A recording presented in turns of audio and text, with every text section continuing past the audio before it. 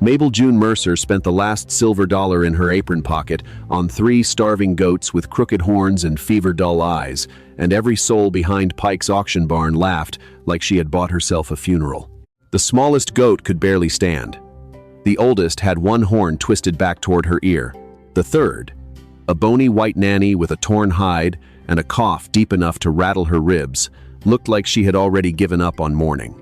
Nobody in Bitterroot Crossing wanted them. Not for milk, not for meat, not even for dogs. Then Mabel lifted her hand. Harvey Griggs, who owned the general store, the feed shed, and more unpaid debts than the church had hymnals, slapped his palm against the auction rail and grinned wide enough to show the gold tooth he loved more than mercy. "Well, I'll be blessed," Harvey called. "The Mercer girl just traded her last dollar for 3 walking soup bones. Somebody tell her those goats ain't pies. She can't eat them whole." The yard broke open with laughter. Mabel stood in the dust with her round cheeks burning, her brown hair pinned too tight under a sun-faded bonnet, and a body the town had made into public property since she was old enough to understand shame. She had heard every word they had for a woman built soft and broad. Barrel, biscuit, wagon seat. Too much woman for one chair, and not enough beauty for one man. Bitterroot Crossing had never been poor in cruelty, but she did not lower her hand. The auctioneer looked at her as if he expected her to apologize for bidding at all. "Sold," he said, almost laughing around the word. "To Miss Mabel Mercer, 3 cull goats, $1. Mabel walked forward before Harvey could change it. She placed the silver dollar on the rail. It had been meant for flour and lamp oil. It had been meant to get her through one more week in the back room of the closed laundry where she slept between broken tubs and old lye barrels. Instead, it bought 3 creatures nobody could look at without laughing. The smallest goat trembled when Mabel reached through the slats of the pen.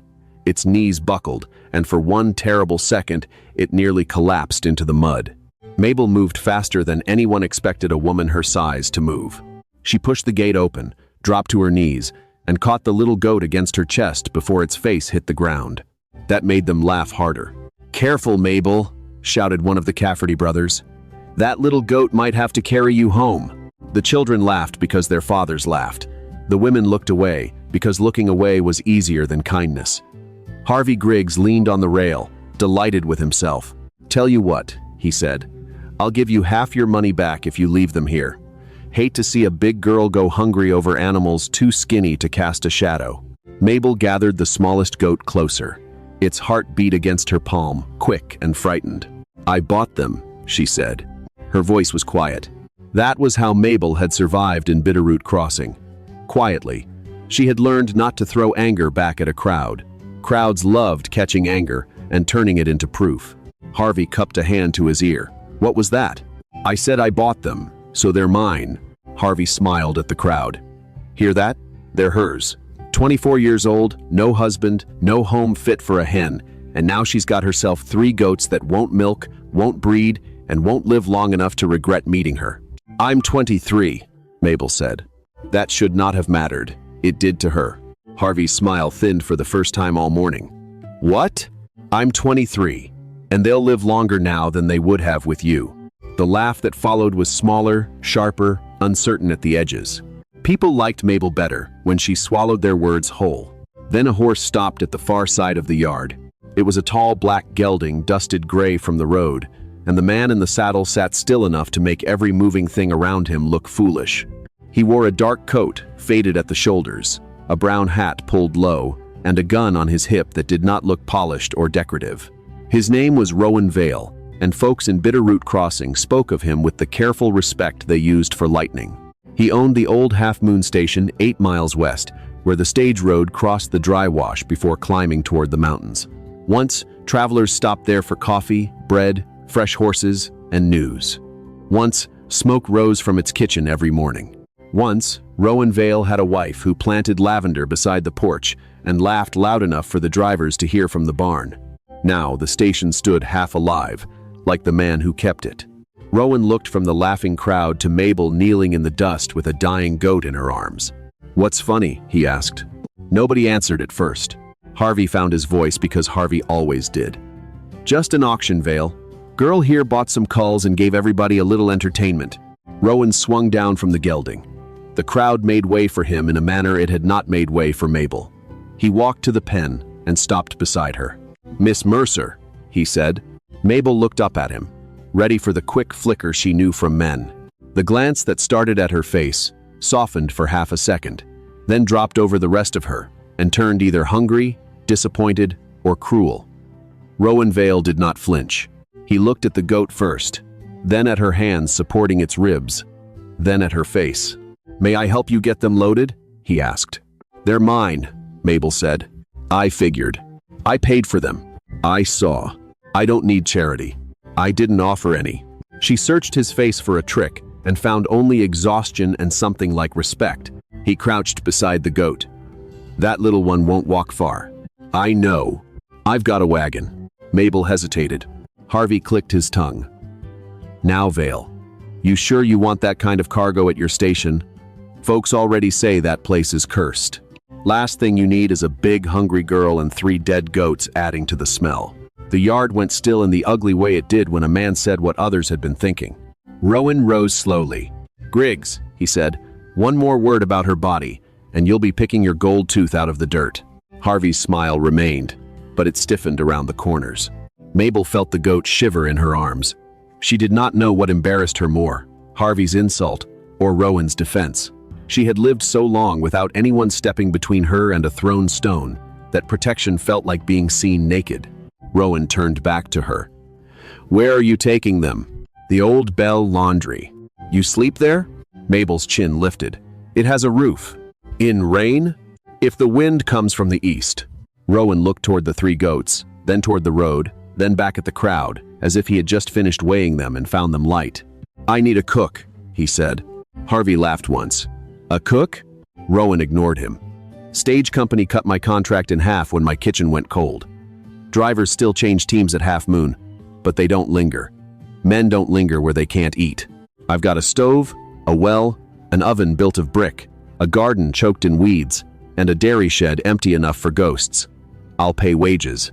Not favors. Wages. You keep the goats. You feed travelers if you can. If you can't, you leave with your pay and no debt to me." Mabel stared at him. There it was, the impossible door. Good things did not open in front of women like Mabel Mercer. They cracked just enough to pinch her fingers. A man offered kindness in public, then collected humiliation in private. A roof came with a sermon. A meal came with counted bites. Work came with hands too close and blame too easy. "Why me?" she asked. Rowan looked at the small goat she held. "Because when she fell, you caught her." "That doesn't mean I can cook." "No," Rowan said, "but it means you notice what needs saving before it hits the ground. A person like that can learn the rest." The words entered Mabel so quietly that she could not defend against them. Harvey pushed away from the rail. "You don't know her, Vale. Her mother died owing half this town. Mabel took in wash and still ate more than she earned. Ask anybody. She's been carried by Christian patients long enough." Mabel rose with the goat in her arms. "My mother owed you $9. I paid 12. A murmur passed through the yard. Harvey's eyes narrowed. "Interest. You charged interest on a dead woman's medicine." That murmur deepened. Mabel had not meant to say it. Her own anger surprised her, standing there in the sunlight where everyone could see it. Rowan turned to Harvey. "Does she owe you anything now?" Harvey adjusted his cuffs. "Accounts are complicated. Does she owe you anything now?" "No," Harvey said, though the word looked painful leaving his mouth. Rowan nodded. "Then stop speaking of her like property you lost." For one breath, nobody moved. Then, Mabel stepped toward the pen, lifted the latch, and took the rope tied to the oldest goat's neck. "Mr. Vale," she said, "if the offer is wages, and if the goats have shelter, I'll cook at your station." Harvey leaned close as she passed him. "You'll be back before the week is out," he whispered. "Soft women don't last on hard roads." Mabel looked at him then, really looked. At the gold tooth, at the spotless gloves, at the belly of a man who had never missed a meal but mocked hunger in others. "No," she said, "but hard women are often made soft on the outside first." Rowan's wagon carried them out of Bitterroot Crossing under a sky the color of old brass. Mabel sat in the back with the smallest goat across her lap. while the other two leaned against the boards with the dull trust of animals too tired to fear. Rowan drove without asking foolish questions. That alone made him different. After a mile, he said, "They have names?" "Not yet. You name goats?" "I name anything I'm responsible for." He glanced back. "Fair enough." She touched the smallest one's ear. "This one is Mercy." "The one that nearly died?" "The one that didn't." Rowan accepted that like it made perfect sense. The Half Moon station appeared near sundown, crouched beside the stage road with its long barn, sagging porch, and empty hitching rail. Wind had peeled paint from the shutters. The yard smelled of dust, old hay, and loneliness. 3 hired men stood by the barn when the wagon rolled in, and their faces told Mabel everything before their mouths did. One was old, bent at the shoulder, with a white mustache and a limp. One was young and narrow as a fence rail. The third was thick-necked, red-faced, and already smiling. "Well," the thick one said, "Boss went to town for supplies and brought back a feather bed with feet." The old man shut his eyes, as if tired before the trouble began. Rowan set the brake. "Barton." The thick man's smile faded. "Just joking. Jokes are lighter when they're clever." Mabel climbed down before Rowan could offer his hand. She took Mercy in her arms, felt the little goat's weak legs kick against her apron, and faced the men. "My name is Mabel Mercer," she said. "I'll be cooking here. I'll need hot water, clean rags, a lantern, and a shed that does not leak. Any man with a comment about my shape can save it for the coyotes. They may find it fresher than I do." The old man barked a laugh. Rowan almost smiled. The young one blushed. Barton looked as if he had swallowed a nail. The old man stepped forward and removed his hat. "Name's Amos Pike, ma'am. I'll show you the dairy shed. Ain't held dairy in 2 years, but it held a mule last winter and didn't kill him." "That will do," Mabel said. "For tonight." The kitchen was worse. Mabel stood in the doorway with a lantern raised, and her heart sank and rose at once. The room had been abandoned, but not destroyed. Ash lay cold in the stove. Mice had found the flour. A stack of plates sat under a cloth gone gray with dust. Jars lined one shelf, labeled in a woman's careful writing: peaches, beans, rosemary, lavender sugar. A blue apron hung from a peg near the stove, stiff with age and memory. Rowan stayed outside the threshold. Mabel noticed. "Your wife's?" she asked softly. His jaw tightened. "Clara's." She waited. "Fever took her 2 winters ago," he said. "Not in here, in the front room, but this was hers." Mabel looked again at the cold stove, the dusty jars, the apron waiting like a ghost. "Then it ought not stay dead," she said. Rowan looked at her then, and the grief in him shifted. Not gone, not healed, but disturbed. Like a house hearing a knock after years of silence. She rolled up her sleeves. By midnight, she had fed the men fried potatoes, beans sweetened with onion, and flat biscuits cut from the least weevilled flour. It was poor food, but it was hot, and hot food had a way of calling truth out of men. The young one, whose name was Eli, took one bite and forgot to pretend he wasn't impressed. "Lord above." Mabel pointed a fork at him. "Don't take his name over a biscuit that flat. Wait until I've got decent flour." Amos laughed again. Barton ate 3 plates and said nothing, which was the nearest apology his kind could manage. Rowan stood at the doorway, still not entering until the last plate was scraped clean. When he finally crossed the threshold, he looked at the stove as if he expected it to accuse him. "You lit the oven," he said. "Ovens are made for lighting." I had forgotten the sound. "What sound?" He looked toward the cooling iron, the settling plates, the small crackle of embers. A place being lived in. Mabel did not know what to do with that, so she carried scraps to the goats. Mercy drank warm mash from her palm. The old crooked-horn nanny leaned against Mabel's skirt, shivering. The white one coughed but ate. "You'll come back," Mabel whispered. "All 3 of you.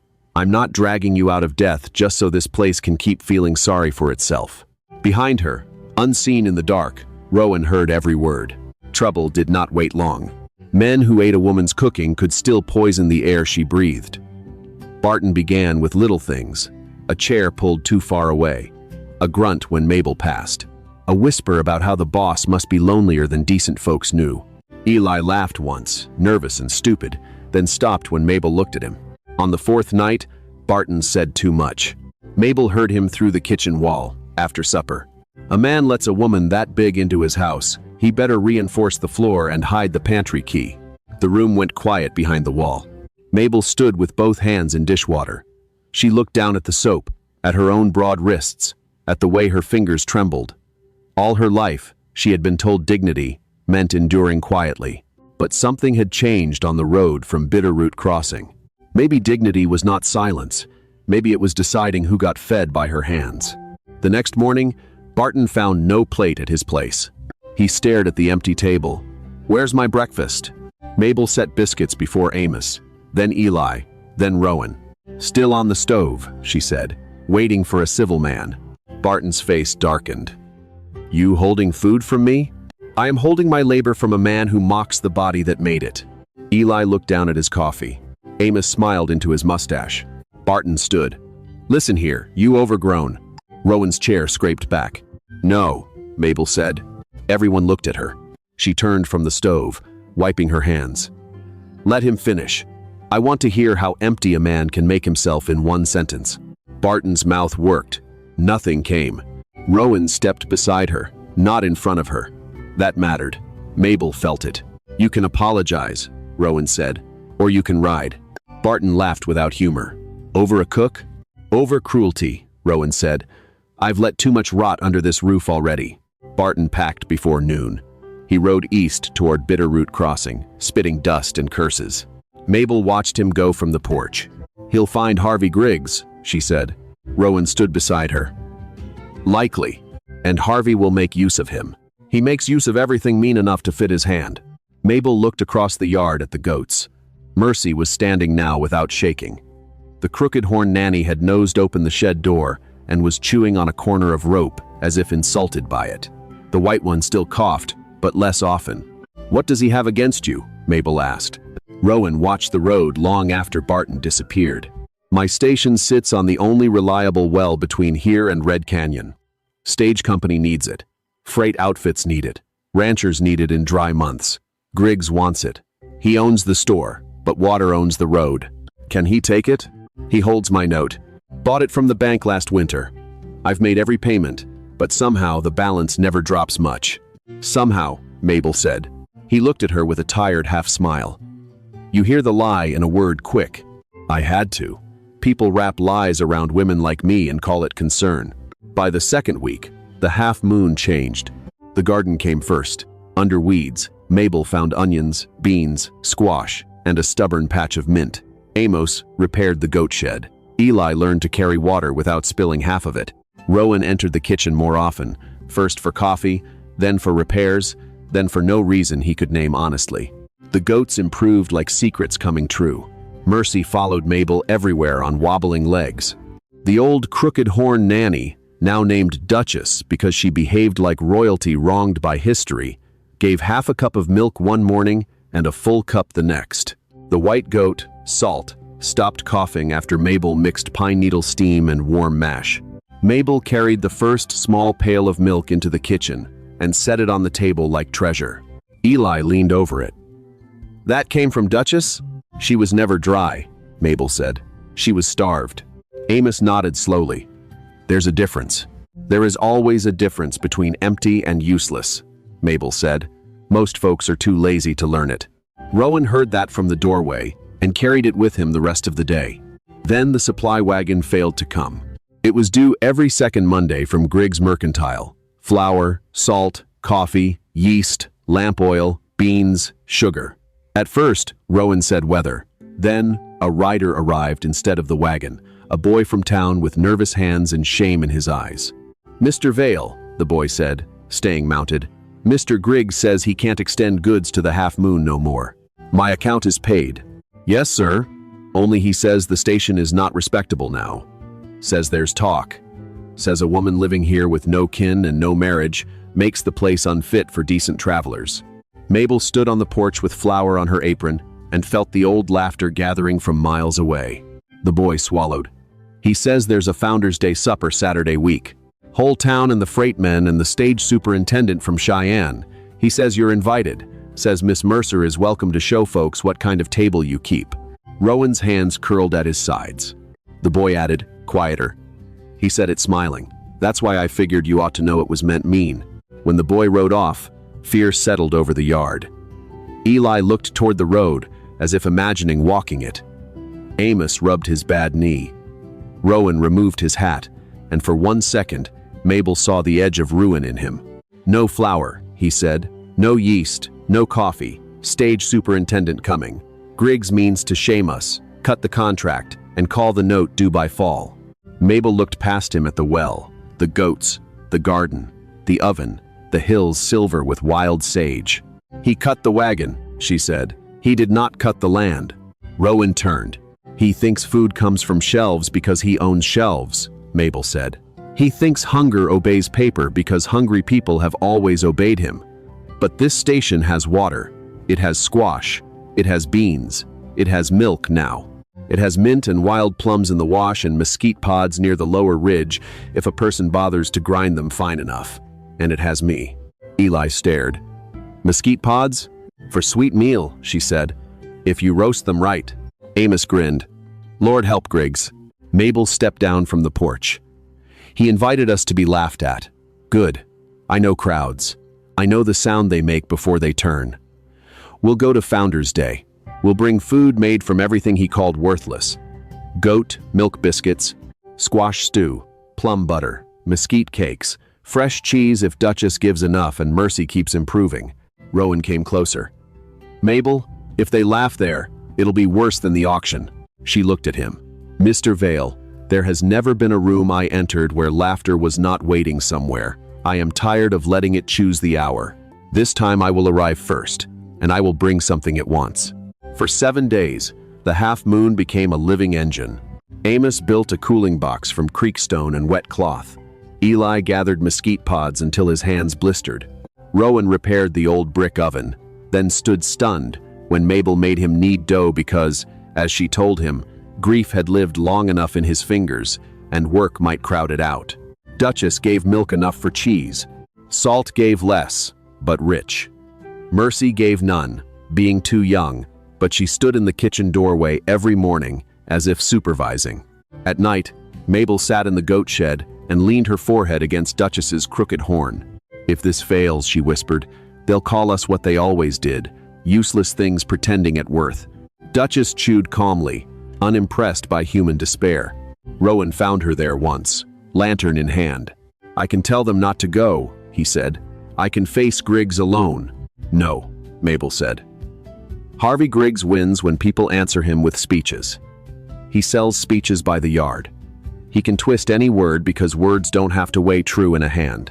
"What does?" She stood, brushing straw from her skirt. "A hungry man's second helping." Founder's Day filled Bitterroot Crossing with wagons, flags, children, dust, and the smell of roasted beef from the church pit. Harvey Griggs moved through it all in a black coat, shaking hands, praising God, and smiling like a man who had already counted his winnings. The half-moon wagon arrived late enough for heads to turn. Mabel climbed down in a clean blue dress, let out at the seams, and pressed with care. Her hair was braided and pinned at the nape of her neck. She heard the whispers begin before her feet touched the ground. There she is, Mercer girl, bigger than ever. Vale brought her right into town. Mabel took the first covered basket from Rowan and walked to the table Harvey had assigned them, far from the shade, near the road where dust would settle first. She smiled faintly. "He gave us the leaving path," she said. Rowan frowned. "Meaning?" "Everybody who tries to go home has to pass us." They set the food out. At first, no one came. People looked, whispered, drifted close, drifted away. Harvey watched from the church steps with his gold tooth shining. Then a little girl escaped her mother and followed the smell. "What's that?" she asked Mabel. "Goat milk biscuit with plum butter." "Is it good?" Mabel broke one open. Steam rose soft and fragrant. She spread purple butter across it and handed it down.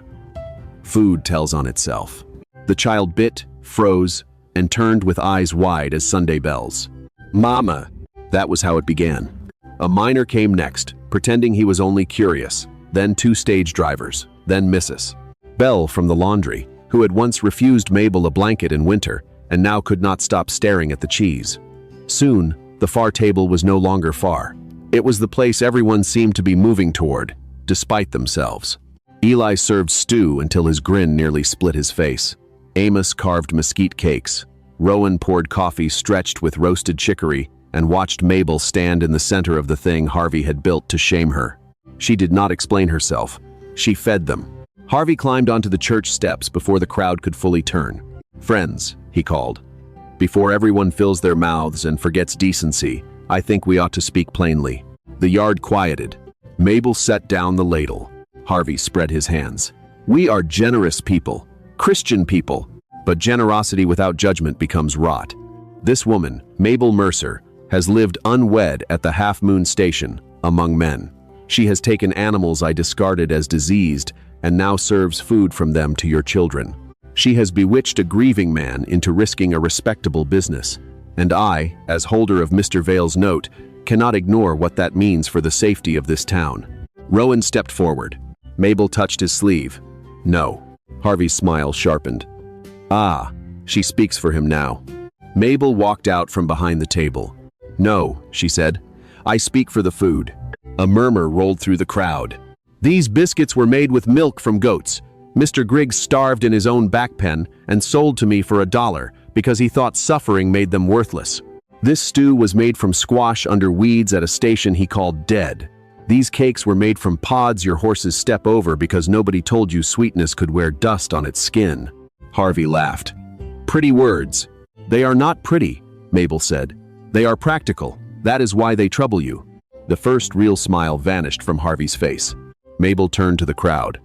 "He told you the half moon is shameful because he needs you afraid of it. He needs the stage superintendent afraid of it. He needs travelers to pass it by. He needs Mr. Vale unable to pay a note that should have been half paid down by now." Harvey's eyes went flat. "Careful." "No," said a voice from the side. Everyone turned.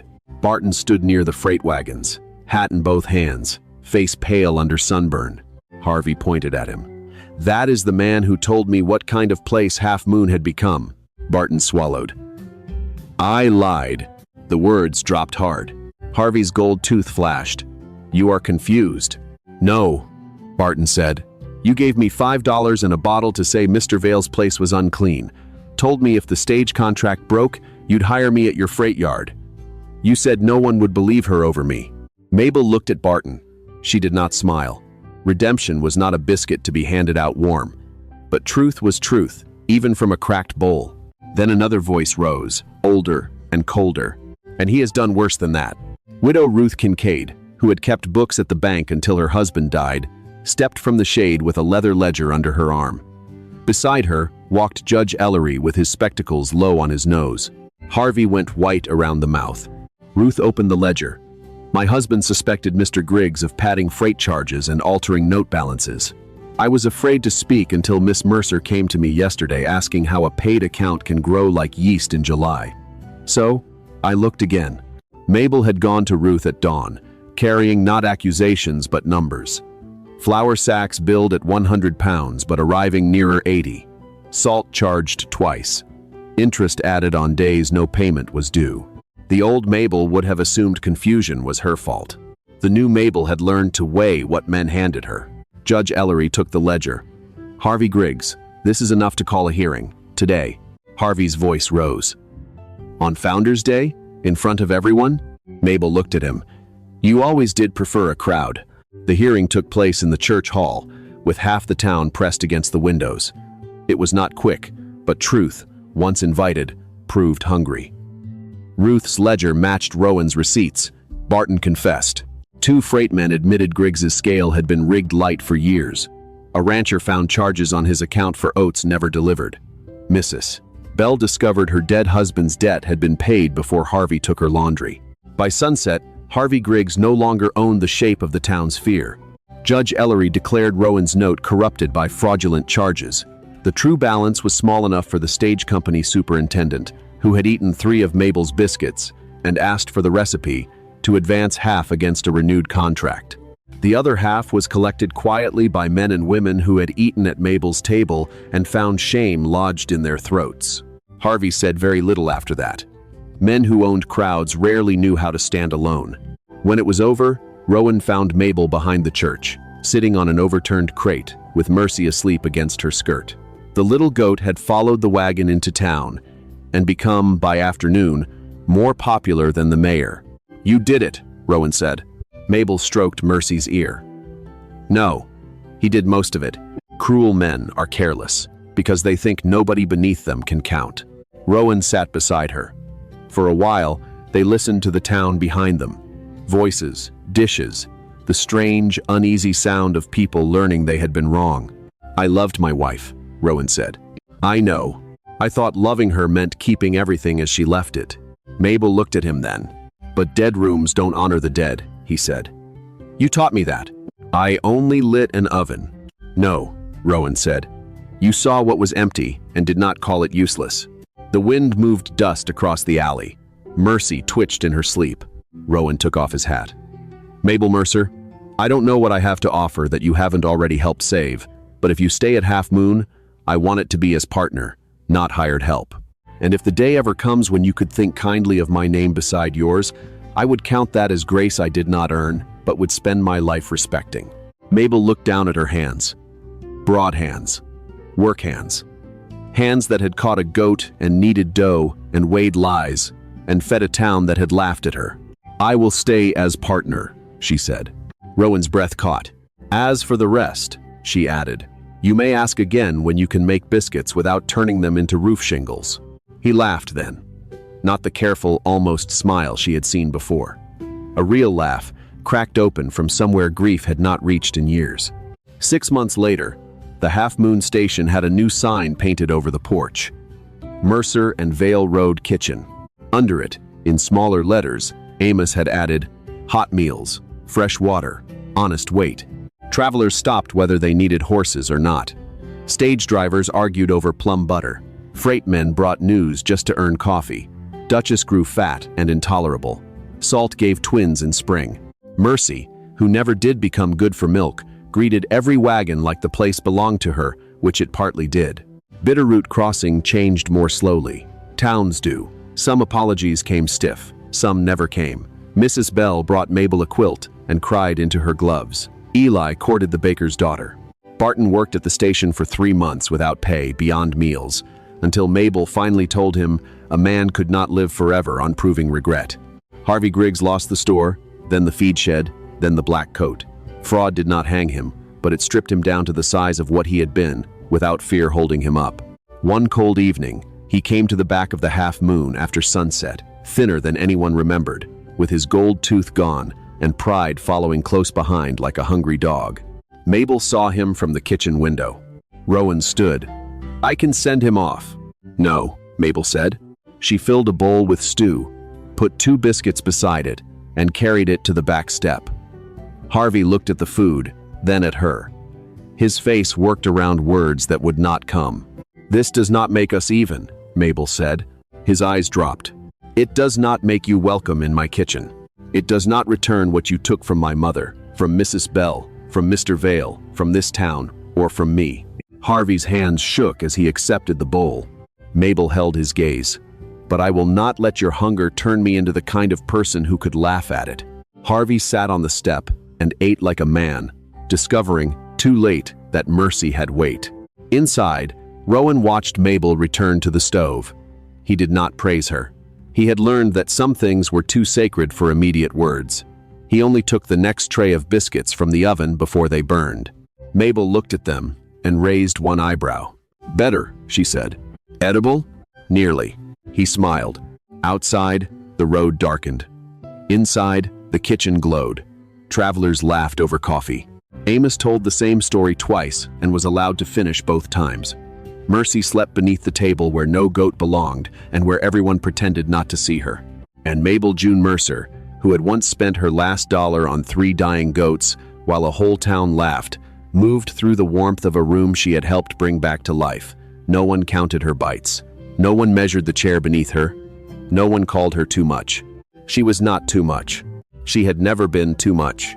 She had only been waiting for a world wide enough to receive what she carried. Sometimes the things others call useless are only waiting for patient hands, warm food, and a little faith.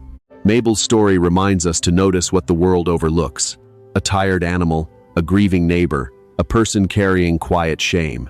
Kindness does not make us weak. It helps broken places breathe again, one honest act at a time. Please note, this story was created and fictionalized by AI for entertainment, while also sharing a positive life lesson about kindness, resilience, and hope.